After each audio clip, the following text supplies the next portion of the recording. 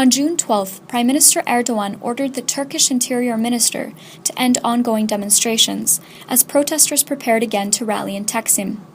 Erdogan, along with his daughter, also met on Wednesday with a few people identified as protesters, a group comprised mainly of artists and entertainers.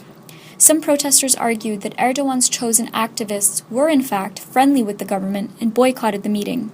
Meanwhile, a spokesperson for the AKP announced that the meeting resulted in the possibility of holding a referendum over Istanbul development plans. All of this unfolded on the same day that two Canadian journalists, Sasha Petrusik and Derek Stoffel, were arrested, and thousands of lawyers from bar associations around the country took to the streets, adding their voices to those of the 44 lawyers detained a day earlier. The lawyers made headlines in the first instance when they marched in response to a new round of attacks against protesters in Gezi Park in Taksim on June 11. Police claimed they were there to remove barricades and signs, while Istanbul's governor, Hüseyin Mutlu, declared twice on Twitter that Taksim will not be touched.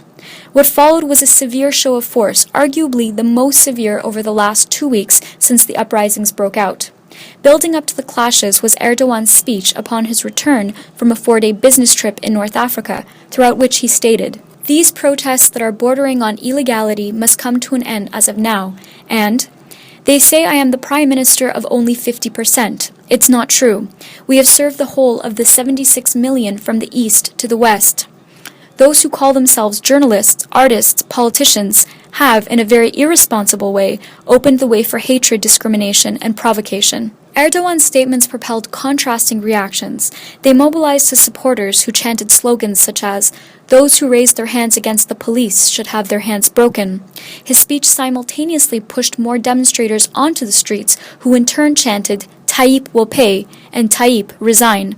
During the heavy hours of the recent crackdown, social media networks teamed with updates from within and outside Turkey, reporting police action and protesters' responses. With a growing pool of online media and footage such as this that shows police attacking a protester in a wheelchair, and Prime Minister Erdogan far from assuming a conciliatory tone, many are watching closely to see just what kind of an end the next 24 hours will produce. For the Real News Network, Shahriar Tajvidi.